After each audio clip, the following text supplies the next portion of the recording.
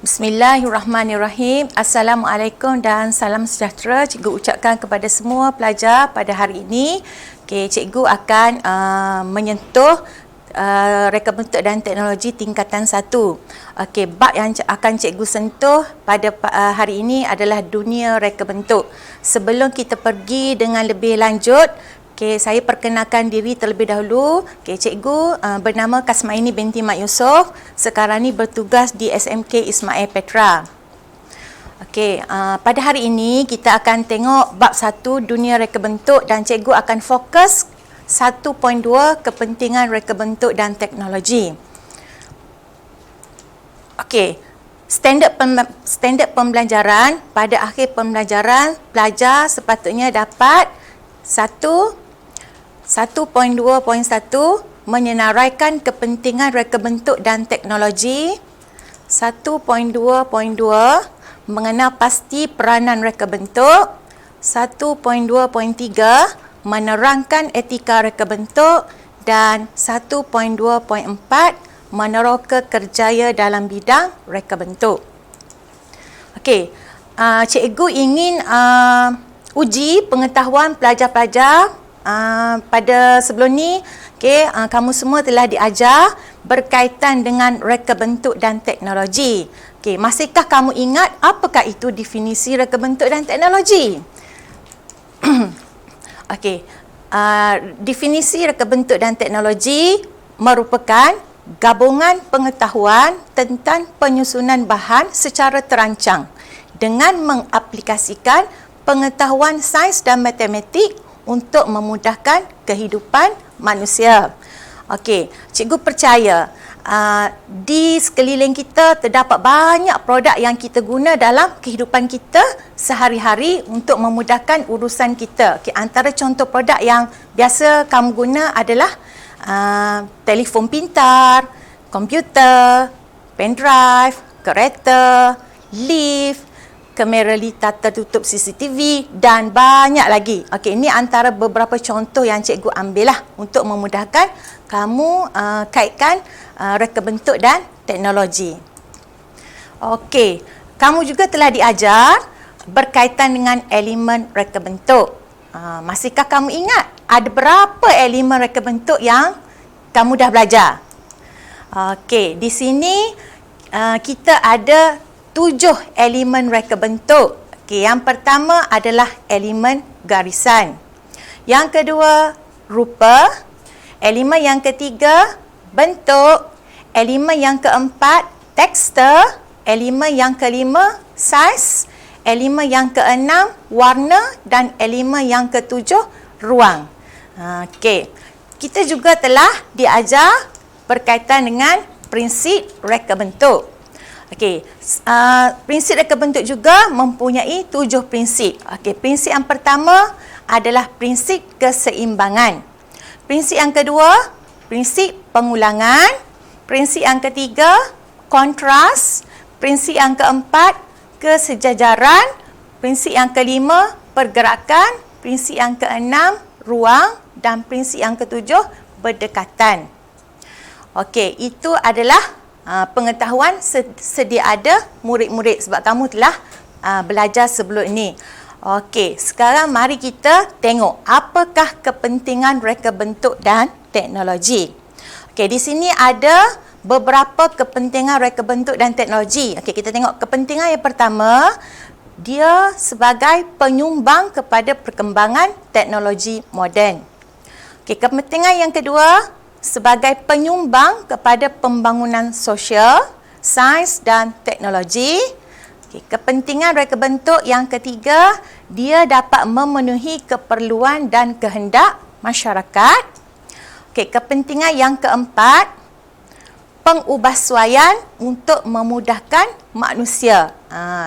Kepentingan yang kelima, dapat memupuk nilai inovatif dan kreatif. Dan kepentingan yang terakhir, dia dapat membuka laluan kerjaya dan pekerjaan. Tengok, banyaknya kepentingan reka bentuk dan teknologi dalam kehidupan kita. Okey, sekarang ni cikgu nak sentuh sedikit berkaitan dengan kepentingan reka bentuk mengikut bidang dan sektor. Okey, di sini kita ada beberapa bidang seperti bidang industri. Okey, yang kedua bidang kesihatan dan keselamatan. Okey, yang ketiga bidang maklumat dan komunikasi. Okey, sebagai contoh grafik, komunikasi, pengimejan dan muzik. Okey, yang seterusnya adalah melibatkan bidang kejuruteraan. Okey, bidang olahraga dan rekreasi. Okey, bidang saiz gunaan. Bidang kediaman. Okey, contohnya peralatan yang kita guna di rumah kita. Okey, contohnya periuk. Periuk pun ada pelbagai jenis periuk dan ada inovasi untuk periuk tersebut. Okey. Sudu, okey, dan selainnya lah. Okey, bidang yang seterusnya adalah pengangkutan. Okey, bidang ketenteraan seperti bom, okey, kejuruteraan angkatan laut, darat dan udara dan juga alat kelengkapan tentera. Itu semua adalah contoh-contoh kepentingan reka bentuk mengikut bidang dan sektor. Okey, sekarang kita pergi kepada subtopik yang kedua, peranan reka bentuk. Okey, tahukah pelajar, reka bentuk yang kita hasilkan tu sebenarnya dia memainkan peranan yang sangat penting di mana reka bentuk produk dia mestilah menepati tujuan dan keperluan yang dikehendaki. Okey, sesuatu reka bentuk yang baik dia mesti mempunyai dua fungsi. Satu fungsi utama dan satu lagi fungsi sampingan. Okey, sebagai contoh cikgu ambil contoh telefon bimbit, smartphone. Okey, fungsi utama telefon sebenarnya dia adalah sebagai alat komunikasi. Itu fungsi utama dia. Namun telefon tersebut, okey, dia juga mempunyai fungsi sampingan yang lain seperti kita boleh buat pengiraan. Kita ada aplikasi kalkulator, okey, kamera, kita boleh rakam video, kita boleh menonton muzik, menonton TV dan sebagainya lah. Itu yang cikgu kata, okey, peranan reka bentuk dia mesti menepati fungsi utama dan fungsi sampingan. Maksudnya lepas ni jika kamu nak hasilkan sesuatu produk, kamu kena pastikan produk yang kita nak hasilkan tu mesti ada fungsi utama dan fungsi sampingan. Okey. Sekarang kita tengok peranan reka bentuk dia meliputi 3 bidang utama. Yang pertama, individu. Okey, peranan yang kedua kepada masyarakat dan peranan yang ketiga kepada negara. Okey, kita tengok peranan reka bentuk terhadap individu. Okey, yang pertama, memberikan kebebasan memilih kepada pengguna mengikut kemampuan dan keperluan. Kita sebagai pengguna, kita ada hak untuk memilih. Okey, yang kedua, menggunakan sumber alam secara terhad dengan bijak dan optimum tanpa menyebabkan pembaziran. Okey, peranan yang ketiga, mengeluarkan pelbagai idea kreatif dan serba boleh. Okey, peranan yang keempat, tiga peranan untuk individu. Sekarang kita pergi kepada peranan reka bentuk kepada masyarakat. Okey, yang pertama, melindungi dan memelihara etika sosial. Peranan yang kedua, dapat melahirkan nilai-nilai estetika dengan penghasilan produk tersebut tadilah. Okey. Peranan reka bentuk yang ketiga, dapat melahirkan masyarakat yang kreatif dalam penggunaan sumber. Okey, serta dapat membentuk masyarakat yang lebih bertamadun dan berdaya maju. Okey, sekarang kita tengok peranan reka bentuk terhadap pengeluar dan negara. Okey, peranan kepada pengeluar dan negara, okey, negara dapat mengeluarkan produk yang berjenama negara. Sebagai contoh, Malaysia telah mengeluarkan produk yang berjenama sendiri iaitu Proton dan 2/2. Itulah produk jenama negara kita. Okey, yang kedua, melindungi hak cipta rakyat. Yang ketiga, dapat meningkatkan pendapatan negara. Okey, kepentingan yang seterusnya menjadi aset negara yang berharga. Okey, serta menjadi penanda aras sebagai negara maju. Okey, itu adalah peranan-peranan reka bentuk. Okey, sekarang ni kita sambung subtopik yang seterusnya 1.2.3, kita tengok etika dalam reka bentuk. Okey, apakah itu etika? Okey, untuk pengetahuan murid-murid, etika ini adalah satu nilai murni yang menjadi pegangan dan amalan seseorang pereka bentuk supaya hasil ciptaannya tidak memudaratkan dirinya dan juga pengguna. Itu adalah maksud etika. Okey, dalam etika reka bentuk terdapat 5 etika, iaitu keaslian, jujur, bermanfaat, mesra alam sekitar dan selamat digunakan. Okey, kita tengok satu persatu. Okey, apakah itu etika reka bentuk? Yang pertama, keaslian. Okey, keaslian bermaksud mereka bentuk produk dengan hasil usaha sendiri, idea sendiri, bukan memplagiat ataupun meniru hasil kerja orang lain. Okey, itu adalah keaslian. Maksudnya dalam proses penghasilan produk, idea kita sendiri.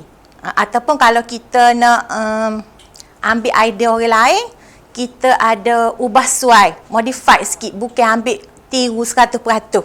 Tu sudah dikira meniru hasil kerja orang lain. Tidak bertepatan dengan etika reka bentuk, iaitu keaslian. Okey, etika reka bentuk yang kedua adalah jujur. Jujur di sini bermaksud jujur dalam menentukan harga produk untuk mencari keuntungan tanpa membebankan pengguna. Okey, etika jujur ni sangat penting. So kita kena pegang kepada etika yang kedua, jujur. Walaupun peniaga memanglah fokus dia untuk mementingkan keuntungan, tapi janganlah sampai dia membebankan pengguna. Okey, yang ketiga, etika yang ketiga adalah bermanfaat. Bermaksud produk yang dihasilkan tu dapat memberi manfaat kepada pengguna. Semakin ramai orang yang menggunakan produk tersebut, maka semakin bermanfaatlah produk yang diciptanya. Okey, sebagai contoh di sini, cikgu ambil, okey, ni adalah contoh produk gas cooker. Okey, selain gas cooker, okey, kita ada microwave. Ni adalah contoh, okey, produk-produk yang boleh memberi manfaat kepada pengguna. Banyak lagi contoh produk lain yang pelajar boleh nyatakan di sini. Okey, etika yang keempat adalah mesra alam sekitar. Okey, bermaksud mesra alam sekitar ni menggunakan sumber semula jadi tanpa menjejaskan alam sekitar. Kita menggunakan bahan atau alatan yang boleh dikitar semula. Okey, dan etika yang kelima adalah selamat digunakan. Dalam kita menghasilkan produk, okay, kita mesti ambil kira produk yang kita cipta tu mestilah selamat digunakan dan tidak memberikan kesan sampingan kepada pengguna. Okey, sekarang kita tengok subtopik yang seterusnya, 1.2.4, meneroka kerjaya dalam bidang reka bentuk. Okey, tahukah pelajar-pelajar, sebenarnya dalam bidang reka bentuk ni sangat luas bidang kerjaya. Okey, antaranya adalah arkitek. Okey, selain arkitek, pereka bentuk automotif. Mereka cipta kenderaan, enjin kenderaan, badan kenderaan dan sebagainya lah. Okey, kerjaya yang seterusnya, pereka bentuk kejuruteraan. Okey, pereka bentuk grafik, pereka bentuk fashion, pereka bentuk permainan, pereka bentuk persembahan makanan. Persembahan makanan ni bukan chef saja. Maksudnya dalam bidang persembahan makanan ni sangat luas potensi dia dalam tu. Okey. Selain kerjaya-kerjaya tadi, okey, kita juga boleh melibatkan diri secara langsung, okey, dalam pereka bentuk industri, pereka bentuk pengajaran, pereka bentuk hiasan dalaman, seni bina landscape, pereka bentuk lampu, pereka bentuk produk dan pereka bentuk perkhidmatan. Okey, murid tengok, murid-murid boleh tengok betapa banyaknya bidang kerjaya dalam reka bentuk. Okey. Sebelum kita pergi kepada sesi ulang kaji, cikgu nak kamu tengok sedikit video. Cikgu ambil satu bidang, iaitu bidang reka bentuk fashion tadi. Jom kita tengok sama-sama.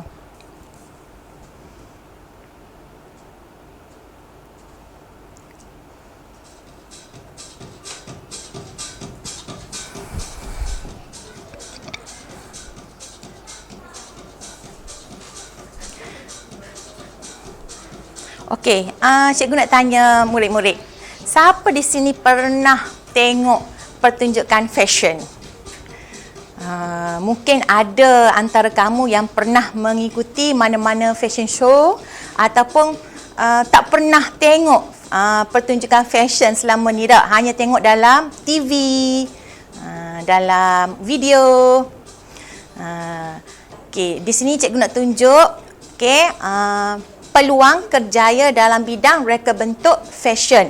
Selain tukang jahit, kamu juga boleh berpeluang jadi pereka bentuk fashion, fashion designer.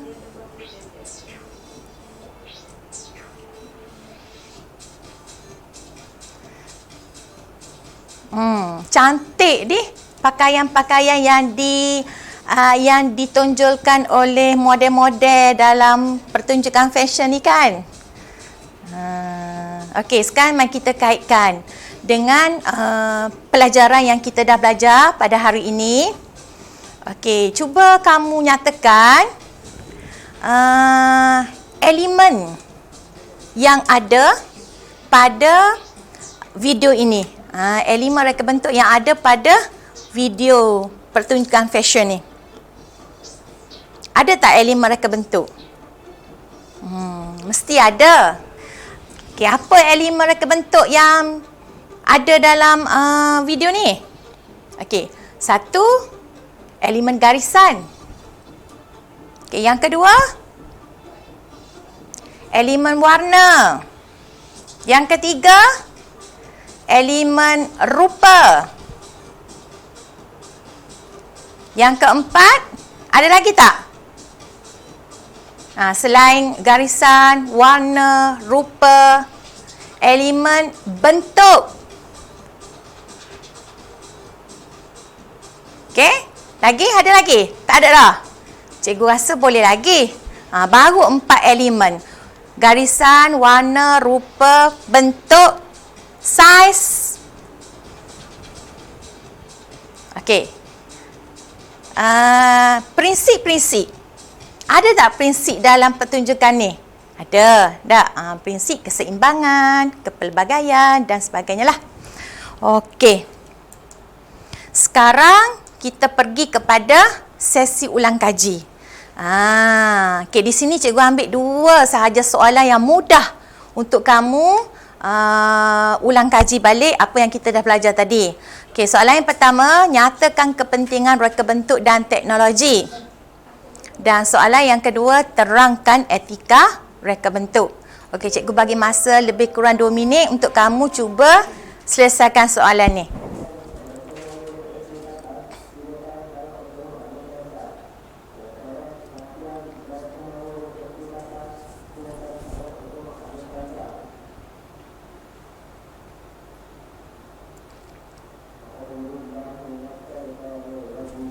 Okey, sekarang mari kita tengok jawapannya. Okey, soalan yang pertama, Nyatakan kepentingan reka bentuk dan teknologi. Okey, ada 6 kepentingan di sini. 1, penyumbang kepada perkembangan teknologi moden. Yang kedua, penyumbang kepada pembangunan sosial, sains dan teknologi. Okey, yang ketiga, memenuhi keperluan dan kehendak masyarakat. Yang keempat, pengubahsuaian untuk memudahkan manusia. Yang kelima, memupuk nilai invensi, inovasi dan kreatif. Dan yang keenam, membuka laluan kerjaya dan pekerjaan. Okey, sekarang kita tengok jawapan untuk soalan yang kedua. Nyatakan etika reka bentuk. Terdapat 4 etika reka bentuk. Okey, 1, keaslian. 2, jujur. 3, bermanfaat. 4, mesra alam sekitar. 4 ke etika reka bentuk. Satu lagi jawapan yang tidak dinyatakan di sini, iaitu selamat digunakan. Okey. Okey, sekian sahaja perkongsian cikgu pada hari ini. Semoga murid-murid dapat memanfaatkan tajuk yang kita dah belajar pada hari ini. Okey, sekian, terima kasih.